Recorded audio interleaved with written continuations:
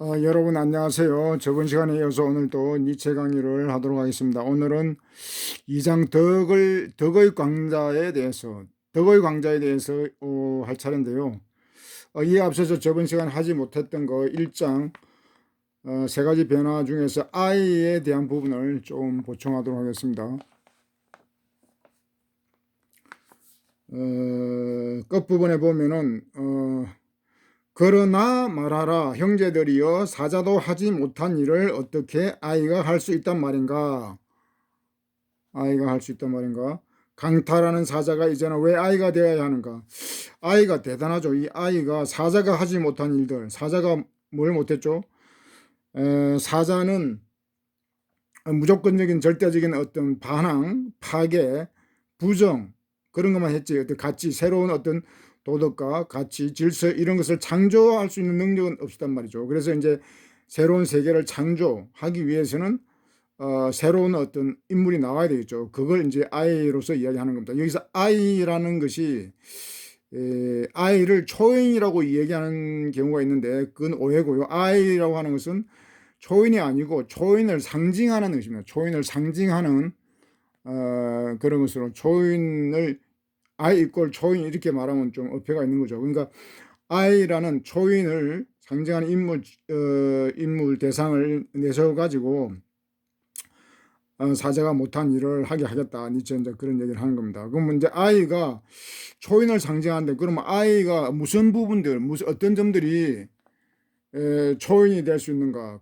이제 그 내용이 다음에 7가지가 나옵니다. I는 순진무구함이며 망각이고 새로운 시작이고 노리고 스스로 도는 수레바퀴며 최초의 움직임이며 최초의 운동이며 성스러운 긍정이다.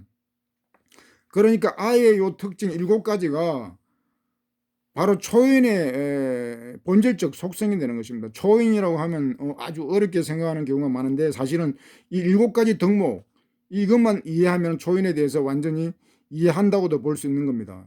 간단한 거죠. 여기 나오는 말들이 어려운 말도 아무것도 없어요. 순수, 순진무구, 망각, 새로운 시작, 놀이, 스스로는 수레바퀴, 최초의 운동, 성스러운 긍정, 어려운 말이 아무것도 없는데 이것만으로 초인의 모든 것을 알 수 있는 겁니다. 그런데 이제 요 쉬운 말임에도 불구하고 이거를 이해한다는 건 또 간단한 일이 아니죠.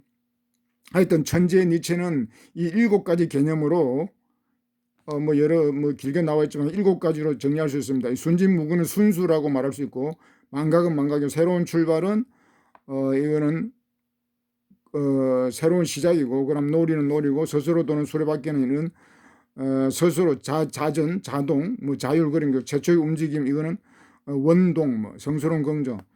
또 하나의 단어로 이렇게 바꿀 수 있는데 니체는 이렇게 자기 철학을 정리를 해놨습니다. 1장에. 근데 이걸 다 여기서 한꺼번에 다 이해하기는 어렵고 이 한 2-3가지 정도만 간단히 설명을 해보도록 하겠습니다.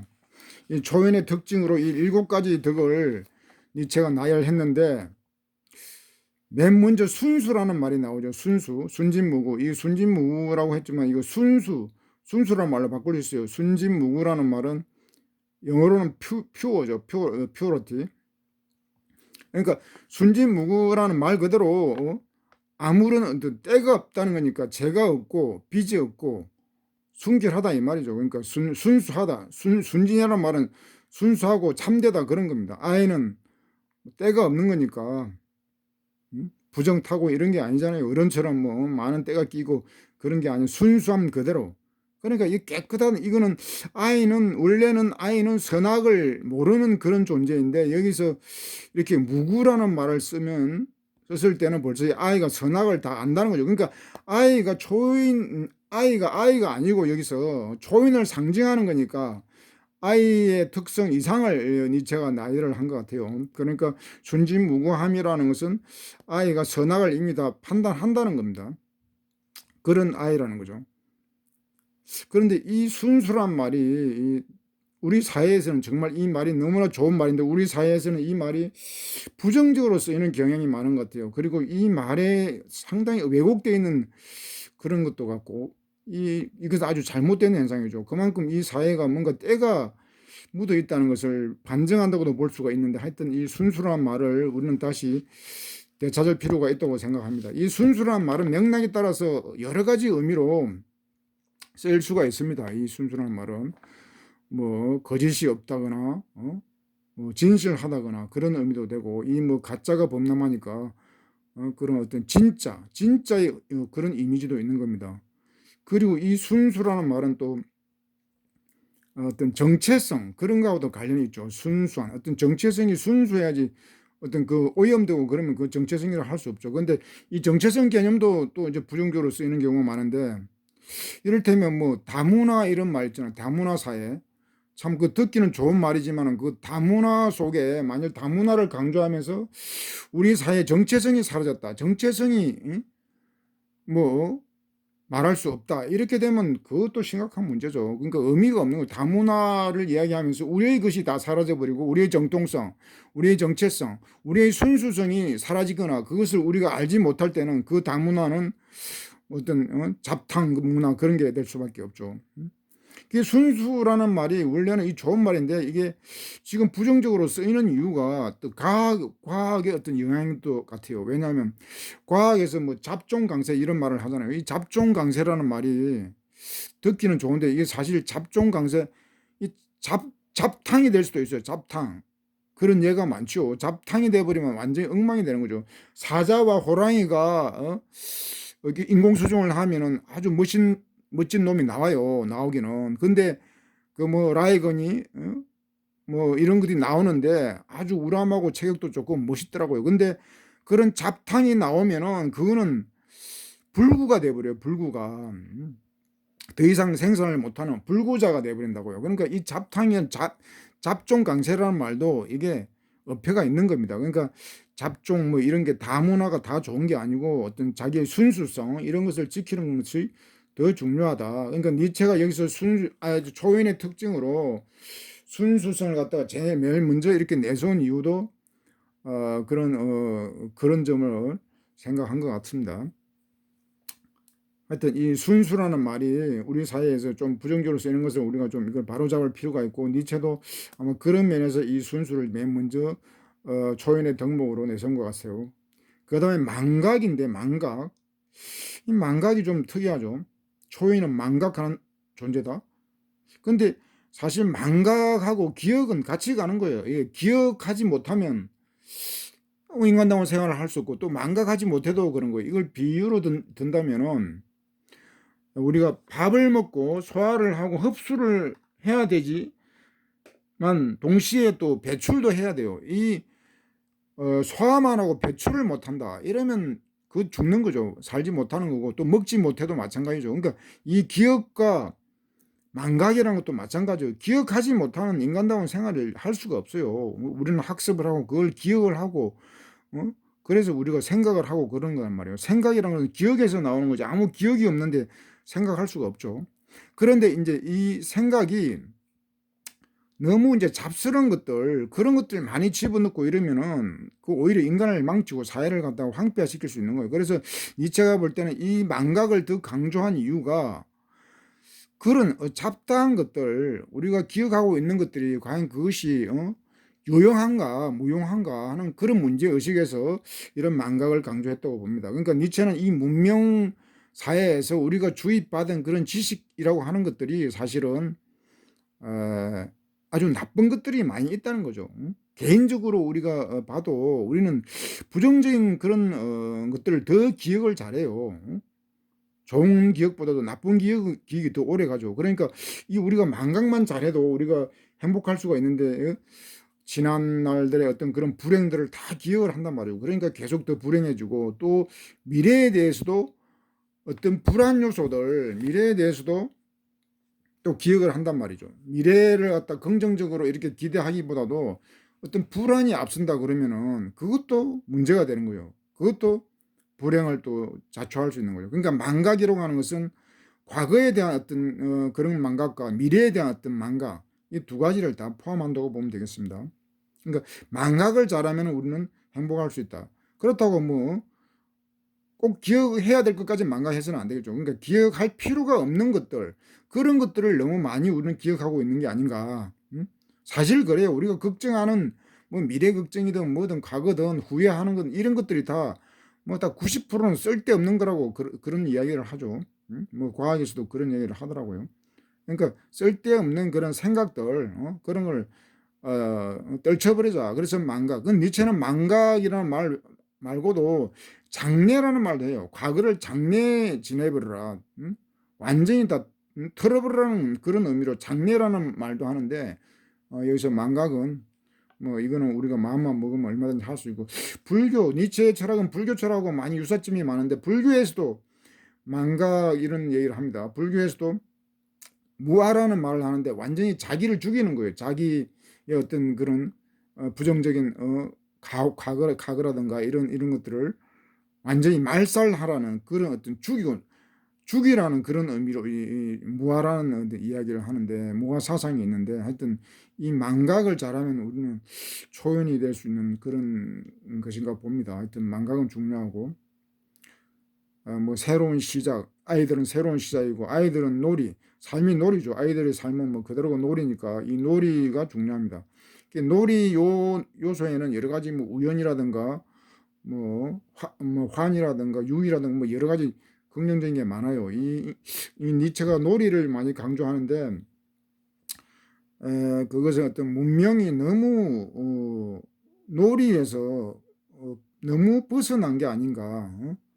그럼 뭐 놀이보다는 노동이 강조되었죠. 그러니까 이 앞으로는 놀이적 관점에서 뭐 놀이하는 그 유명한 책도 있죠. 놀이하는 인간, 그 호모 루덴스라는 책이 있는데 그 책도 니체에서 영향을 좀 받은 것 같습니다. 하여튼 니체는 이 놀이, 유의 이것을 아주 강조를 해요.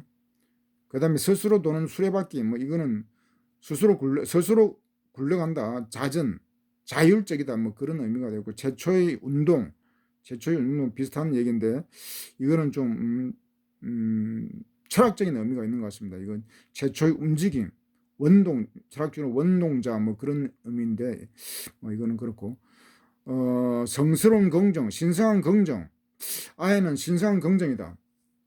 근데 여기서 이제 신성한이라는 말이 나왔기 때문에 뒤에 긍정이 단순한 긍정이 아니죠. 신성한 긍정.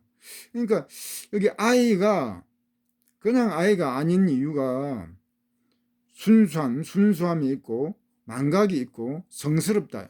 이런 것은 무엇을 전제하는 거죠? 이 선악을 전제하는 거예요. 아이가 선악을 판단할 수 있고 선악에 대해서 완전히 통달했다는 거거든요. 이 선악 개념이 왜 중요하냐면, 앞에서 낙타나 사자는 이 선악 개념이 없어요. 낙타는 아무것도 모르기 때문에 시키는 대로 해야 되고, 사자도 악은 알지만 선을 모르는 거거든요. 그러면 선을 모르는 상태에서 악을 거부한다? 그건 제대로 된 게 아니죠. 반쪽짜리 도덕이죠, 그는.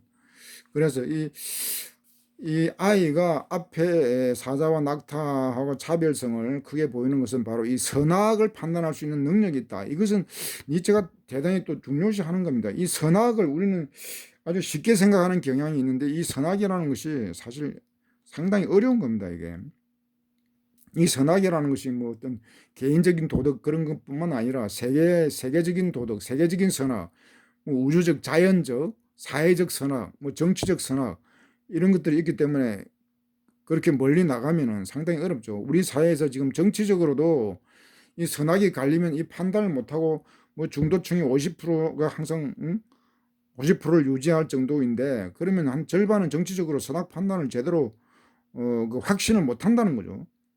그러니까 뭐 정치뿐만 아니라 경제라든가 뭐 이런 문화 같은 게, 문화에도 선악이 다 있습니다. 그러니까 자연 선악도 이렇게 하면 어렵죠. 그래서 이런 선악을 판단하는 것이 상당한 지혜를 필요로 합니다.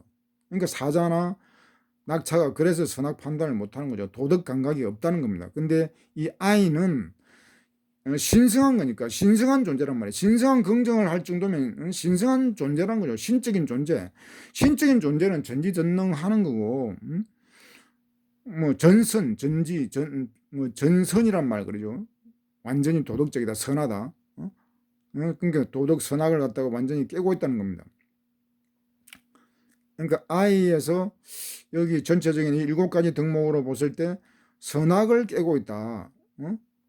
그러니까 선악이 단순한 선악이 아니고 우주, 사회, 뭐 세계 이런 선악에 대한 판단력이 확고하다는 겁니다. 이게 선악에 대한 판단이 전제되지가 않으면 사실 무용한 거죠. 아무것도 의미가 없는 것입니다.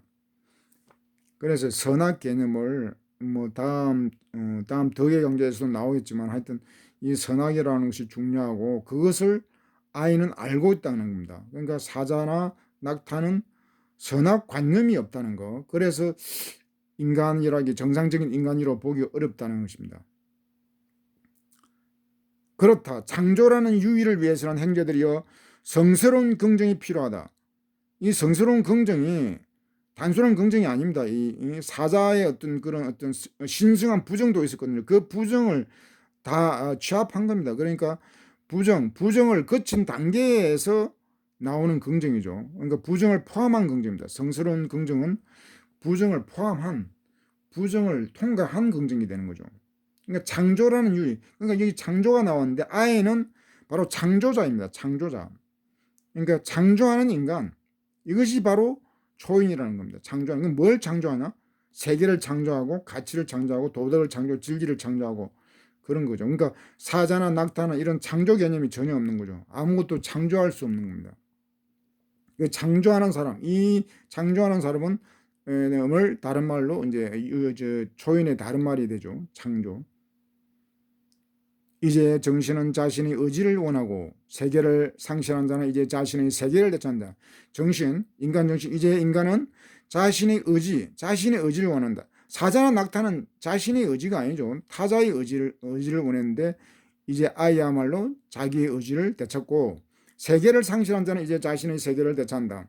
세계를 상실하다? 이거는 알을 깨고 나온 자만이 새로운 세계를 맞이할 수 있듯이 기존의 어떤 세계를 갖다가 파괴하고 기존의 세계를 갖다가 부정하고 극복한 자가 이제 자신의 세계를 확보한다는 겁니다. 그러니까 자신의 세계, 나의 세계라는 거죠. 나의 세계. 이 말 엄청 중요한 말입니다. 나의 세계. 나의 세계라는 말, 자신의 세계 이 말은 나를 세계로 확장하는 것입니다. 세계와 나라는 말이 이렇게 합성된 것은 세계를 나에게로 축소하는 것이 아니라 그런 작은 나가 아니라 나를 세계로 확장한 세계의 주인이 되는 그런 자. 그러니까 어마어마한 거죠. 이거 나의 세계를 되찾는다. 이 아이가 그렇다는 거죠. 근데 아이는 바로 초인을 상징하는데 이렇게 단순히 자기 자신의 어떤 주인 그런 것을 넘어서 사회, 세계, 우주의 어떤 주인으로까지 어떤 역할을 갖다가 확장하는 그런 어마어마한 그런 존재가 되겠습니다. 물론 이것이 간단한 것은 아니지만은 우리가 이 관념적으로라도 이런 생각을 할 수 있다면은 큰 희망이 되겠죠. 나는 그대에게 세 단계 변화에 대해서 말했다. 세 단계 변화에 대해서. 그러니까 인간은 이렇게 세 단계 변화를 거쳐야만이 제대로 이제 성장할 수 있고 완전할 수 있다는 겁니다. 그러니까 세 단계 변화. 낙타, 사자, 아이. 낙타를 부정적으로 생각하는 경우가 있는데 하여튼 낙타라는 존재도 대단한 겁니다. 그 낙타의 그 인내력이라든가 그 어떤 강인함 이런 것은 대단한 거죠. 그래서 그것도 변화를 한 거죠. 어떻게 해야 정신이 낙타가 되고 낙타가 사자가 되었으면 사자가 아이가 되는가를 자라투스는 이렇게 말했다. 자라투스는 이렇게 말했다. 이렇게 썼다가 아니고 말했다라고 하는 것도 좀 특이하죠. 그러니까 그만큼 자기 주장을 강하게 펼치기 위해서 말했다 이렇게 했다고 봅니다. 그러면 다음 장으로 넘어갑니다. 덕을 가르치는 강자에 대해서 여기서 덕이라고 했는데 도덕입니다. 도덕과 덕은 다르죠. 같으면서 다른 겁니다. 이 덕과 도덕을 구분하는 사람들이 좀 드문데 이것을 구별할 수 있으면 또 개념이 좀 확장되는 겁니다. 우리가 같은 말로만 생각하면은 생각이 그만큼 좀 짧은 거죠. 그러니까 덕과 도덕을 우리가 구분하는 것. 니체는 도덕 철학할 정도 도덕을 아주 강조하기 때문에 도덕과 덕을 좀 구분하는 능력을 좀 가져야 될 것 같습니다. 이 도덕이라고 하는 것은 비유적으로 말하면은 어떤 헌법 같은 겁니다. 헌법. 법과 헌법이 있는데 법률과 헌법이 있는데 이건 다르죠. 법률과 헌법도 같다고 이렇게 얘기하는 사람인데 그렇지 않습니다. 법과 헌법이 다르다는 것은 그 헌법재판소가 있고 대법원이 있고 이렇게 갈라져 있지 않습니까? 그러니까 법과 도덕도 같으면서 완전히 다른 겁니다. 이 도덕이라고 하는 것이 바로 헌법에 해당되고 덕이라고 하는 것은 법률, 법령, 법규 이런 게 해당. 그러니까 이 헌법이 모든 법률을 지배하는 그런 원리듯이 이 도덕이라고 하는 것도 나머지 덕목들 이런 여러 덕목들을 갖다 지배하는 지배 원리 최고 원리라고 볼 수 있습니다. 그러니까 도덕이라는 말의 그 도자가 진리라는 뜻이기 때문에 그것을 생각하면 쉽겠죠. 도덕은 덕을 포함하지만은 덕 상위에 있는 덕 위에 있는 덕을 지배하는 최고의 가치다 이렇게 이해를 하면은 두 개의 우리는 개념을 얻는다고 할 수 있겠죠.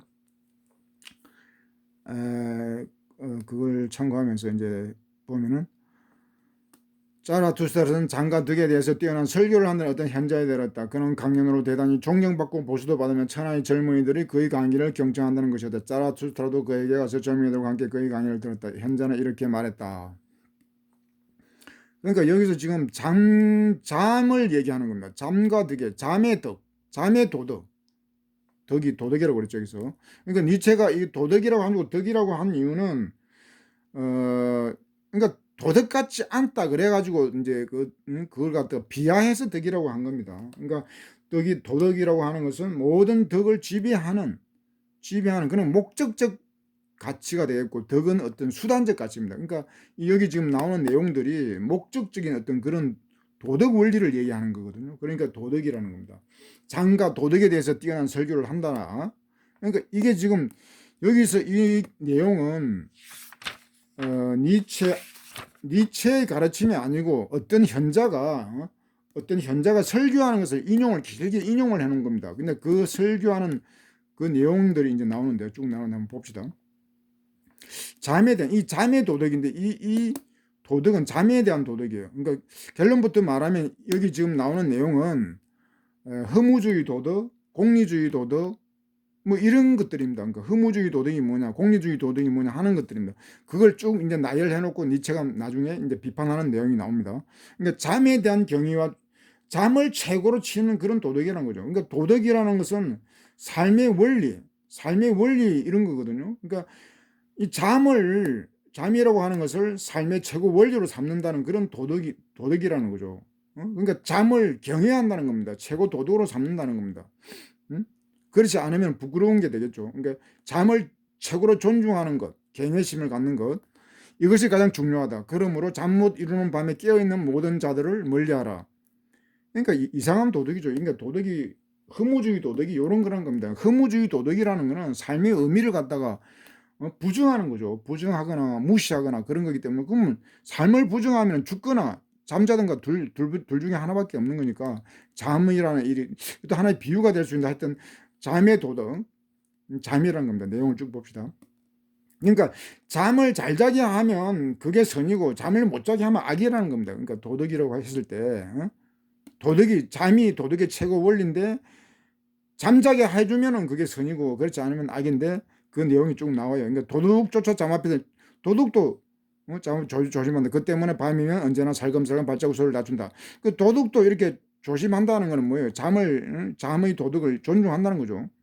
그러나 뻔뻔한 야경꾼은 부끄러운 줄 모르고 그러니까 야경꾼 이거는 경비원을 얘기하는 거죠. 야간 경비원은 이렇게 주제넘게 이렇게 뿔뿔 빌고 돌아다닌다. 그러니까 잠을 방해하는 거죠. 이런 거는 좀 안 좋다는 거죠. 이게 잠의 도덕에 반하는 사람이죠.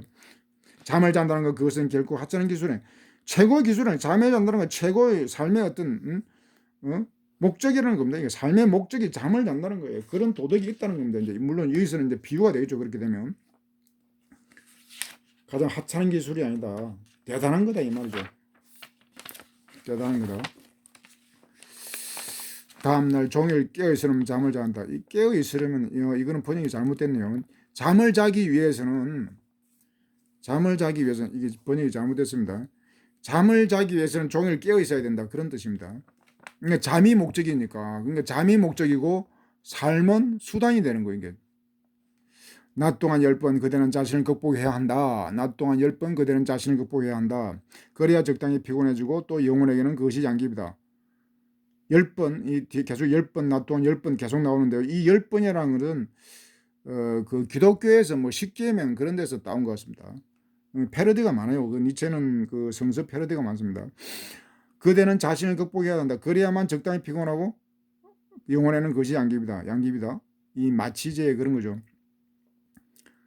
적당히 피곤할 정도로 노력을 하고 성실이라는 얘기죠. 자신을 극복하라 이 말은 자신을 위해서 성실하게 노력을 하라 그런 거죠. 그럼 피곤할 정도가 돼야 잠이 잘 온다는 거죠. 그리고 낮 동안 10번 그때는 자신과 다시 화해해야 한다.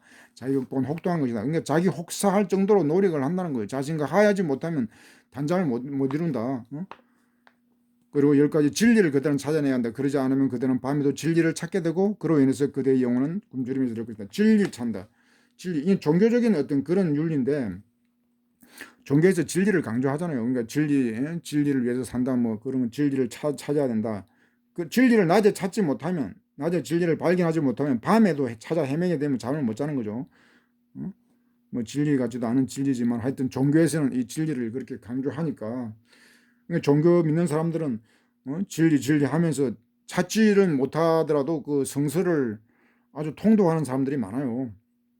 그러니까 우리 철학하는 사람들은 그런 종교인들의 어떤 그런 열정만큼은 좀 배울만 하다고 봅니다. 뭐 그 성서가 상당히 두꺼운데 그걸 뭐 수십 번 통독했다는 사람도 있고 막 그러더라고요. 그 다음에 낮 동안 10번 그들은 우스히하고 쾌활하게 지내야 한다. 그렇지 않으면 밤 동안 슬픔의 아버지는 위장이 그들을 굽니다. 웃고 쾌활하라. 뭐 이런 게 명랑사회 그러죠. 뭐 심각하게 지나면 잠을 못 자니까 뭐 그런 이런 말이 나오죠. 위장이 그들을 괴롭힌다. 단잠을 이루기 위해서 모든 덕을 갖추고 있어야 한다. 하지만 이것을 아는 자는 드물다. 내가 거짓 증언을 하게 된다면, 내가 간음을 한다면 어떻게 될까? 내가 이웃 한에게 욕심을 품면 어떻게 될까? 이러한 모든 것들이 단잠을 방해한다. 이것도 뭐 성서에 나오는 거죠. 뭐 간음을 하지 말라, 뭐 거짓 증언을 하지 말라, 뭐 그런 걸 이렇게 패러디한 겁니다. 그러니까 낮에 어떤 부덕한 어떤 행위를 하면 잠을 자지 못하니까 낮에 성실하게 도덕적인 생활을 하라. 그런 얘기죠. 올바르게 살라. 뭐 말은 좋은데 이제 노예적인 그런 삶이 노예 도덕을 비판한 겁니다. 이거 허무주의는 노예 도덕이라는 건 니체 말로는 노예 도덕을 이해하는 겁니다. 단잠을 이루기 위해서는 모든 덕을 갖추고 있어야 한다. 하지만 이것을 아는 자는 드물다. 내가 거짓 증언을 하게 된다면 내가 가능하다면 어떻게 이거 항의 욕심 했고요. 그리고 모든 덕을 갖춘다 할지라도 우리는 또 하나 알고 있어야 한다. 이러한 덕들도 올바른 시간에 덕을 잘 잠재워야 한다. 이 뭔 소리죠? 뒤에 보면 이러한 덕들, 이러한 얌전한 아가씨 서로 다투지 않도록 하기 위해서다. 그러니까 뭔 얘기입니까? 이 덕들이 미덕이라고 하지만 이런 덕도 서로 충돌을 해요. 이게 이런 도덕에 대해서 도덕 철학의 어떤 원조라고 할 수 있는 그 아리스토텔레스 그 윤리학이라는 책에 봐도 그게 미덕들이 서로 충돌하는 게 나와요. 뭐 용기라고 했을 때는 뭐 만용과 뭐 비겁하고 이렇게 다툼이 있고 뭐 여러 가지 하여튼 이 도덕이라고 하는 것이 미덕이라고 하는 것이 그 간단한 문제가 아니에요. 모든 덕들은 서로 충돌을 합니다. 모순이 있다는 겁니다. 이를테면 우리가 성실하라. 성실하라. 좋은 말이죠. 근데 노예가 성실하면 어떻게 되겠어요? 또는 어떤 흉악한 사람이 성실하면 어떻게 되겠어요? 물론 나쁘겠죠. 성실하면 안 되죠. 그리고 성실하다는 것은 노력하고 뭐 진실하다 뭐 그런 의미가 다 있는데 뭐 노력을 안 해도 되는 경우도 있거든요. 뭐 양보한다든가 뭐 이런 겸손이라든가 이런 건 노력하면 양보를 못하죠. 내 일을 중단해야 되기 때문에 그런 거는 양보하고는 또 이렇게 모순되고 하여튼 모든 덕들은 서로 충돌한다는 겁니다. 이게 참 좀 어려운 문제일 수도 있는데 하여튼 이런 거 좀 생각을 많이 해봐야 될 겁니다. 이러한 덕들은 얌전한 아가씨들이 서로 그러니까 이 덕들이 아가씨들이 다투는 것처럼 이렇게 한다는 겁니다. 그러니까 얌전한 아가씨, 얌전하면 다투지 않죠. 근데 얌전한 아가씨들이 다툰다 이 말은 미덕이라고 하는 것들이 다툴 것 같지 모순이 없을 것 같지만 다 모순이 있다는 겁니다. 그대 불행한 자 때문에 말이다. 신과도 이웃과도 평화롭게 지내라. 단잠이 원하는 바는 이것이다. 그리고 이웃의 악마와도 평화롭게 지내라. 편하게 지내라. 그러지 않으면 악마는 밤중에 그대에게 들면들게 될 것이다. 평화롭게 지내야 잠이 잘 오죠. 관원에 대해 존경하고 복종하라. 비록 그들이 부정하다가 할지라도 그렇게 하라. 그래야 단잠을 이룰 수 있다. 관원이라는 것은 뭐 공직자, 권력자, 지배자 뭐 그런 의미고, 비록 그들이 부정하다 할지라도 그렇게 되고, 예나 지금이나 이 뭐 지배자에 대해서 이렇게 저항해가지고는 단잠을 이루기 어렵죠. 그러니까 순종하라는 겁니다.